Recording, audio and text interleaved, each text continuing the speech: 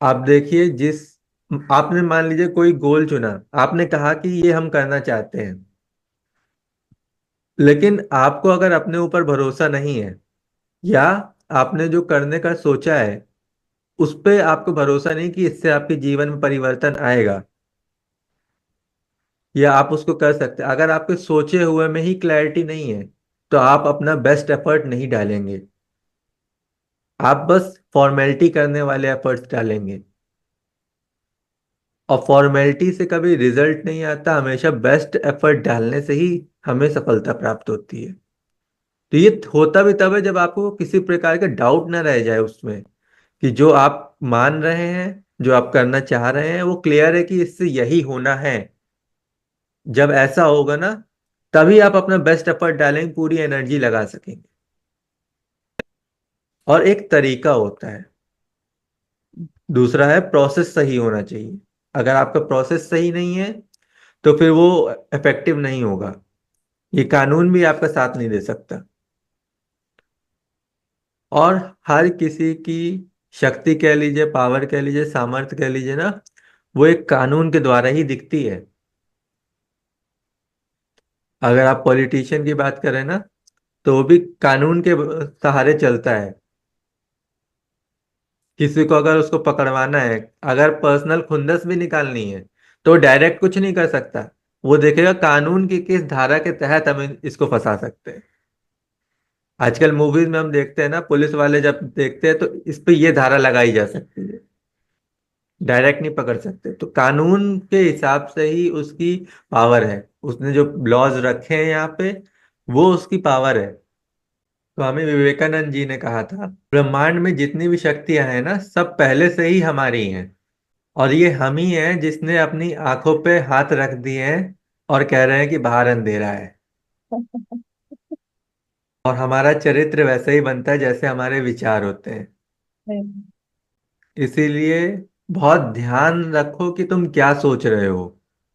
उन्होंने कहा कि जो वर्ड्स हैं वो सेकेंडरी हैं, लेकिन थॉट्स जो हैं वो सबसे इंपॉर्टेंट है, क्योंकि वो बहुत दूर तक जाते हैं। और जब एक आइडिया पूरी तरीके से आपके दिमाग में भर जाए, आपके माइंड में भर जाता है ना, फिर वो ट्रांसफॉर्म होता है एक्चुअल फिजिकल और मेंटल स्टेट में। और गौतम बुद्ध जी ने भी यही बोला था कि हम हमारे विचारों का परिणाम है। हम्म। जैसे हमारे विचार होंगे वैसे ही हम होंगे। और प्रैक्टिकल लाइफ में एक एग्जांपल बताते हैं कि आज के टाइम पे इंसान जो कुछ देख रहा है ना, उसकी कंडीशनिंग वैसे ही बन रही है। जिस बच्चे ने अपने पेरेंट्स को लड़ते झगड़ते देखा होगा, ऐसे बच्चों में मैक्सिमम बच्चे का अपना भी मैरिड लाइफ भी इसी तरीके का होगा। और जिस घर में कोई सास बहू के सीरियल देखता है ना, वो गॉसिप करना, बैक बाइटिंग करना, प्लानिंग प्लॉटिंग करना, वो अपने घर में भी उसी तरीके का पर्सन होगा। और ये ऐसा नहीं कि मतलब वो जानबूझ के कर रहा हो, वो जो देख रहा है ना, जहां पे वो एनर्जी और फोकस लगा रहा है, तो देवगढ़ जो है कह रहे हैं कि इसको अच्छा यहाँ पे ध्यान है, बस इसको इसी दिशा में लेके चलो। तो उसके अपने लाइफ में भी यही चीजें दिखेंगी। जो एक्शन वाली मूवीज बहुत पसंद करता होगा ना, तो उसमें भी हर मतलब मैक्सिमम लोग के अंदर ये एक कह सकते हैं कि एक इच्छा होगी ना कि मैं भी लड़ूं। अब जिसका शरीर मजबूत है, जो ताकतवर है, जो थोड़ा एक्सरसाइज करता है, तो वो तो लड़ लेगा। लेकिन जो थोड़ा कमजोर है वो थोड़ा सा ऐसे, नहीं ठीक है, मूवी से देख के काम चला लेते हैं। तो ये डर वाला है जो उसको रोक देता है, अदरवाइज वो भी लड़ने को रेडी हो। तो जैसी चीजें हम लोग देखते हैं वैसे ही हम बनते हैं। इसीलिए गांधी जी ने भी शायद इसीलिए बोला था, ना बुरा देखो, ना बुरा बोलो, ना सुनो। क्योंकि यही तीन चीजें जो हैं, जो आपके अंदर प्रोसेस होके आपका व्यक्तित्व बनाएंगी। एक संदेश और था कि ना बुरा देखो, मतलब बुरा होते हुए भी अगर आप देख रहे हो ना, और आप उसको रोक नहीं रहे हो, तो भी आप अपने माइंड में इसको वैलिडेट कर रहे हो कि हाँ ये ठीक है, चलता है। बुरा सुन रहे हो लेकिन उसके खिलाफ बोल नहीं रहे हो, उसको सही करेक्ट नहीं कर रहे हो, तो भी आप ये वैलिडेट करते हो कि हाँ ये ठीक है, ये गलत नहीं है। और बुरा बोलने पे भी यही होता है। इसीलिए तो आज के टाइम पे सब बोलते हैं ना कि गाली तो आम है ना, हर कोई यूज करता है, ये तो नॉर्मल है आजकल गालियां देना, इस तरीके से बात करना। ये गाली थोड़ी ना है, हाँ। ये तो हम लोग के दोस्ती वाली यारी वाले शब्द हैं। भगवत गीता में भी बताया गया योग के बारे में, बहुत सारे योग और यज्ञ के बारे में बताया गया है, जिसको हम लोग ने अपनी वीडियो में डिस्कस भी किया है। तो वहां पे भी पूरा ध्यान किस में होता है, अपने थॉट पे होता है, अपने इमोशंस पे होता है, आपके इंटेंशन पे होता है। फिर जो है वो फिजिकल एक्शंस निकल के आते हैं, तब वो फिजिकल एक्शंस भी काम करते हैं। तो ये फिजिकल वाला है ना, ये केवल हमारा आउटर है, लेकिन आउटर से ज्यादा इंपॉर्टेंट है कि आपके अंदर क्या चल रहा है। आप अगर बाहर से किसी बीमारी को हराने के लिए, निरोगी होने के लिए दवा ले रहे हैं, लेकिन अंदर बार बार यही चिंता रहती है कि मैं ठीक होऊंगा कि नहीं, ठीक होऊंगा कि नहीं, ठीक होऊंगा तो नहीं होंगे। आज के टाइम पे डॉक्टर भी इसीलिए बोलते हैं जब किसी का ऑपरेशन, सर्जरी या किसी को थोड़ी ज्यादा प्रॉब्लम होती है, कि डॉक्टर समझता है कि ये बहुत घबराया हुआ है, तो वो यही बोलते हैं कि चिंता करने की जरूरत नहीं है, परेशान होने की जरूरत नहीं है, मस्त रहो, टाइम से दवा खाओ, कुछ चीजों को छोड़ देना, और ज्यादा सोचना नहीं, सोचोगे तो ठीक नहीं होगे। ये वार्निंग देता है लेकिन बहुत मीठे अंदाज में देता है। जो देवताओं का आह्वान करना है वो यही है। हाँ, हम्म।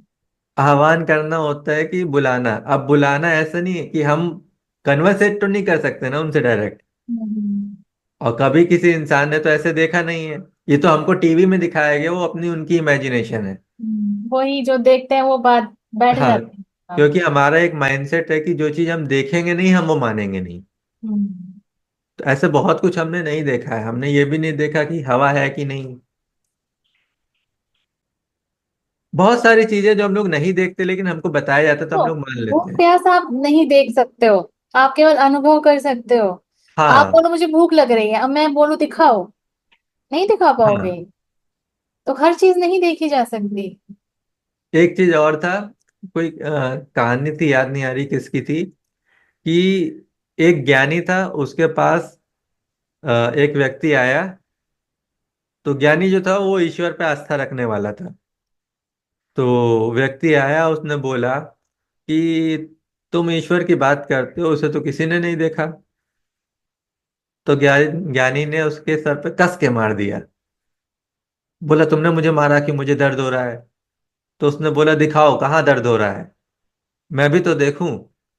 बोला तुम देख नहीं सकते लेकिन मुझे दर्द हो रहा है। तो ज्ञानी ने बोला बस यही है कि तुम ईश्वर को देख नहीं सकते लेकिन महसूस कर सकते हो। तो अब हम लोग बात करते हैं कि लॉ ऑफ अट्रैक्शन काम कैसे करता है। देखिए, ये तो पहले बता दिया कि बैकग्राउंड में जो कुछ आपके लिए किया जा रहा होता है, अब उसमें ऐसा नहीं कि हर जगह मीडियम देवगढ़ ही हो रहे हो, क्योंकि ये फिजिकल वर्ल्ड में चेंजेस आ रहे हैं, तो लोग भी आपके लिए मीडियम बनते हैं, बस इंस्पायर करने वाले बैकग्राउंड में देवगढ़ होते हैं। तो यहाँ पे आपके विचार, आपके इमोशन और आपके एक्शन, ये अगर तीनों अलाइंड हैं आपके गोल से जो आप पाना चाहते हैं, तो फिर आपका जो है सक्सेस निकलती है। और ये विचार, मतलब विचार, भावना और आपके कर्म, ये आपका प्रारब्ध बनाती है। और जब ये एक समय तक सही दिशा में जाता रहता है, तो ये आपका जो है भाग्य बनाती है। मॉडर्न लैंग्वेज में कहें तो आपको मैनिफेस्ट करती है कि जो आपने चाहा है वो आपके सामने निकल के आ जाएगा। और यहाँ पे ये क्रिएशन है। क्रिएशन हमेशा मटेरियल नहीं होती है, कई बार स्पिरिचुअल भी होती है, spiritual in the sense beyond materialism. आप देखें, अगर पेरेंट्स बच्चों को प्यार करते हैं ना, तो वहाँ मटेरियलिस्टिक तो कुछ नहीं है, वहां तो एक फीलिंग है ना, इमोशन है ना। तो जो कुछ भी बियॉन्ड फिजिक्स है, बियॉन्ड साइंस है, वो सारा स्पिरिचुअलिटी में आता है। हम्म। धर्म भी स्पिरिचुअलिटी में आता है, लेकिन बाकी चीजें भी आती हैं। तो ये सारी चीजें हैं कि जब आपके एक्शंस, आपके विचार, आपके कर्म एक दिशा में सही तरह से जा रहे होंगे, यही आपका प्रारब्ध है। आप एक एक काम जो करते हैं ना, हर चीज का उसका जो रिजल्ट है ना, वो एक्यूमुलेट होता रहता है। जैसे आप सिगरेट पी रहे हैं, सिगरेट का एक कश जो है वो आपके सामने कैंसर नहीं बना देगा तुरंत, लेकिन वो एक एक करके कर करके ना वो सारी चीजें बॉडी में इफेक्ट डालती रहेंगी, फिर वो जित एक टाइम पे इतना एक्यूमुलेट होगा कि अब वो आपके सामने जाहिर हो जाएगा, प्रकट हो जाएगा, वो मैनिफेस्ट हो गया। तो अब वो आपका भाग्य था, उसको भी आप ही ने चुना है। ईश्वर को लेके ये बोल दिया गया है कि ईश्वर ने सब चीज पहले से निर्धारित कर दी है, सबका भाग्य लिख दिया है। तो जिसके साथ गलत हो रहा है वो भी ईश्वर की इच्छा से हो रहा है, जिसके साथ अच्छा हो रहा है वो भी ईश्वर की इच्छा से हो रहा है, ऐसा नहीं है। वो जबरदस्ती हो जाता, फिर जबरदस्ती हो जाएगी, ये तो जबरदस्ती हाँ, बन जा रहा है।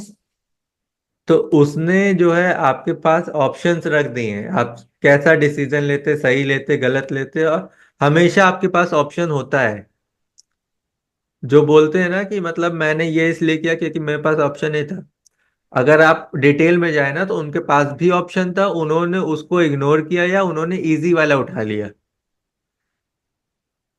सिचुएशंस आएंगी गॉड की तरफ से लाइफ में, उसमें हमें डिसीजन क्या लेना है ये हमारे ऊपर डिपेंड करता है, सही कि गलत। बिल्कुल।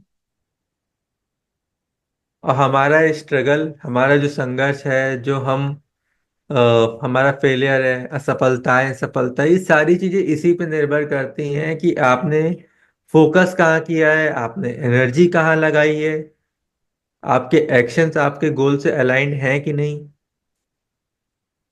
और फिर जाके आपका जो है रिजल्ट आता है। रिजल्ट रातों रात नहीं आता, और जिनको रातों रात मिल जाता है वो फिर उसके साथ रह भी नहीं पाते।